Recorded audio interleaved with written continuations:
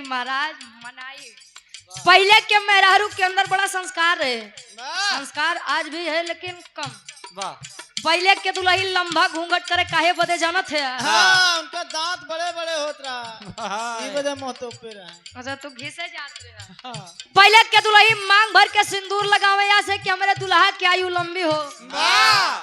वो दुल्हन अपने आप को बड़ी किस्मत वाली समझती है जो सुहागन बनकर आई है और सुहागन बन के इस दुनिया से चली गई। अरे वाह, आज के दुल्ही तनी सा टिक ली है, जाना था के था बदे ये मरे जल्दी जाए दूसरे के।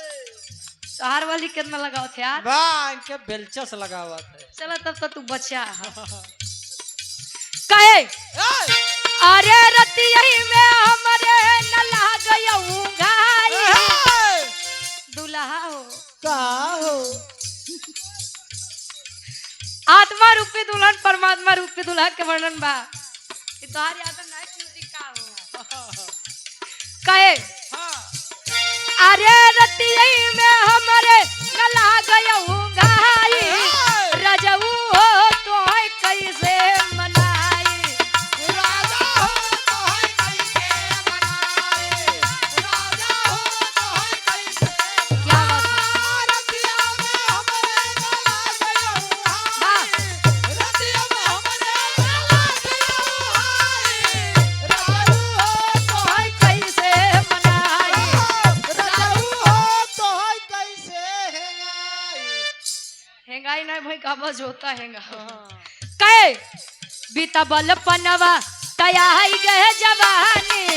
बीता बल पनवा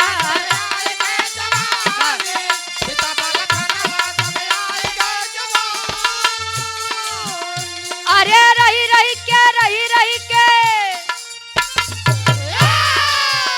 अरे रही रही के सजिया पे आवे अंगड़ाई।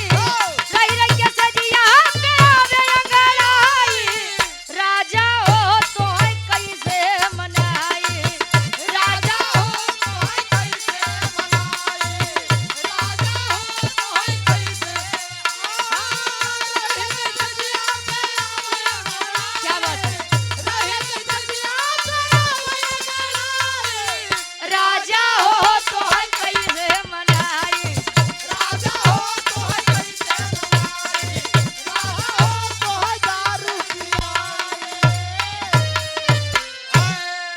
मतलब तू नहीं एक मेहरारू सोचत हमार दुल्हन नशा पता ही नहीं करे इनकर वाली लागत पूछा। गा बजावे का सुनो में कोनो भी गलती कसूर बा होए आप लोग अपन लड़किया बच्चा समझ के माफ